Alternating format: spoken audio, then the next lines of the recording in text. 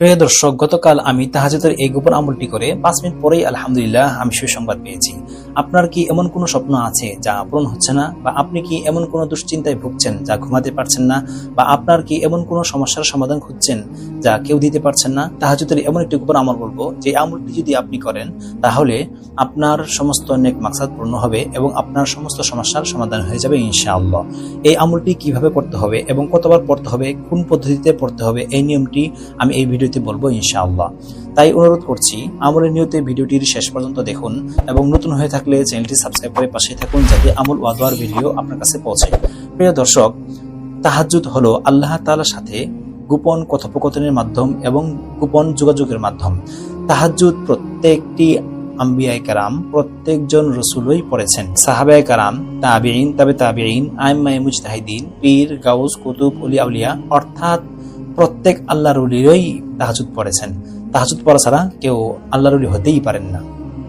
তাহাজ্জুদের সময় আল্লাহ তাআলা দোয়া কবুল করে থাকেন, এর গ্যারান্টি কোরআনেও আছে এবং হাদিসেও আছে। কোরআনে ওয়াবিল আসহারি হুম ইস্তাগফিরুন, যে তারা তাহাজ্জুদের সময় তওবা করত। আল্লাহ তাআলা কোরআনুল কারীমে অন্য আয়াতে বলেন ওয়ামিনাল লাইলি ফাতাহাজ্জাদ বিহি নাফিলাতাল লাক, হে নবী আপনি তাহাজ্জুদ পড়ুন, আপনার জন্য এটা অতিরিক্ত।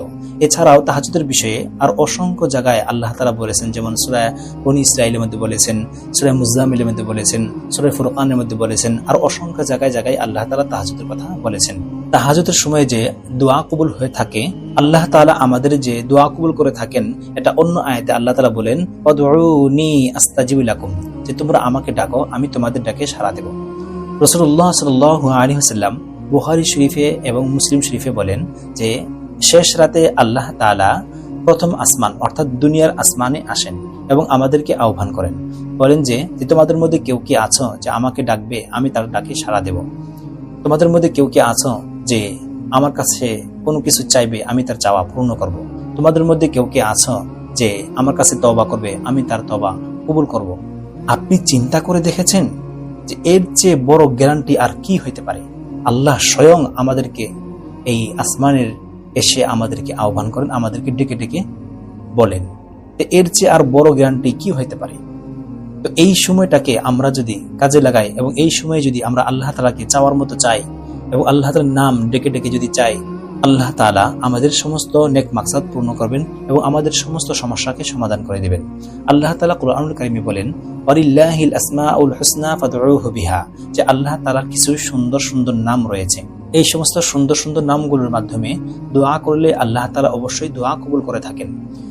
তো তাহাজ্জুদের পরে যে গোপন আমলটি আছে, আমলটি হলো প্রথমে তাহাজ্জুদ আপনার 2 রাকাত হোক, 4 রাকাত হোক, আপনার পক্ষে যে কয় রাকাত পড়া সম্ভব, এই কয় রাকাত পড়ার পরে আপনি এই আমলটি করবেন। আমলটি হলো প্রথমে 7 বার ইস্তিগফার পড়া, আস্তাগফিরুল্লাহ আস্তাগফিরুল্লাহ আস্তাগফিরুল্লাহ, এইভাবে। তারপরে 7 বার দুরুদ ইব্রাহিম পাঠ করা। দুরুদ ইব্রাহিম যে দুরুদটা আমরা নামাজের মধ্যে পড়ি, এটা অর্থাৎ আল্লাহুম্মা সাল্লি আলা মুহাম্মাদ ওয়া আলা আলি মুহাম্মাদ কামা সাল্লাইতা আলা ইব্রাহিম ওয়া আলা আলি ইব্রাহিম ইন্নাকা হামিদুম মাজিদ আল্লাহুম্মা বারিক আলা মুহাম্মাদ ওয়া আলা আলি মুহাম্মাদ কামা বারাকতা আলা ইব্রাহিম ওয়া আলা আলি ইব্রাহিম ইন্নাকা হামিদুম মাজিদ। এই দুরূদ শরীফটা 7 বার পাঠ করা।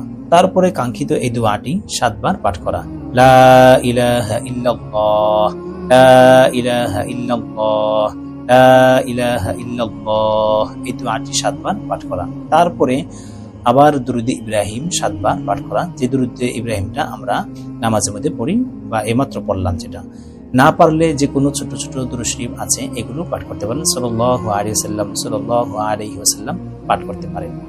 এই আমলটি শেষ করার পরে আল্লাহ তাআলার কাছে মোনাজাত করবেন, দোয়া করবেন। আপনার যত ধরনের আকাঙ্ক্ষা আছে, সমস্যা আছে, আল্লাহ তাআলার কাছে তুলে ধরবেন।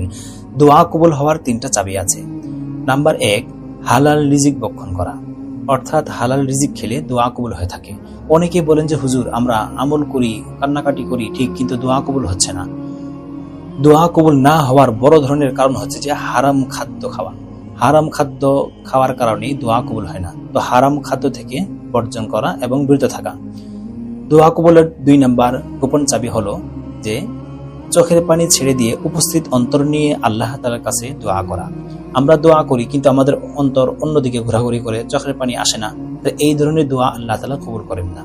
তো চোখের পানি ছেড়ে দিয়ে উপস্থিত অন্তর নিয়ে দোয়া করলে দোয়া কবুল হয়ে থাকে। 3 নাম্বার দোয়া কবুলের গোপন চাবি হলো ইয়াকিন ও বিশ্বাস নিয়ে ধৈর্যের সাথে আল্লাহ তাআলার কাছে দোয়া করা, অনুনয় বিনয় করা। এই আমলটি করার 5 মিনিট পরে আলহামদুলিল্লাহ গতকালকে আমি এমন সুসংবাদ পেয়েছি যে সুসংবাদের জন্য আমি অনেক দিন যাবত অপেক্ষা করেছি। আলহামদুলিল্লাহ, তাই আমি ভিডিওটি আপনাদের কাছে শেয়ার করলাম। যিনি আমার ভিডিওটি দেখছেন আল্লাহ তাআলা তার সমস্ত নেক মাকসাদ পূর্ণ করুক। আর যারা যারা এই আমলটি করতে চান কমেন্টে আমিন লিখে যাবেন, আমি তাদের জন্য দোয়া করে দেবো ইনশাআল্লাহ। যদি ভিডিওটি আপনার কাছে ভালো লাগে তাহলে কমেন্ট, শেয়ার, লাইক এবং সাবস্ক্রাইব করে পাশে থাকবেন, কারণ আপনার একটা শেয়ার অন্য ভাইদের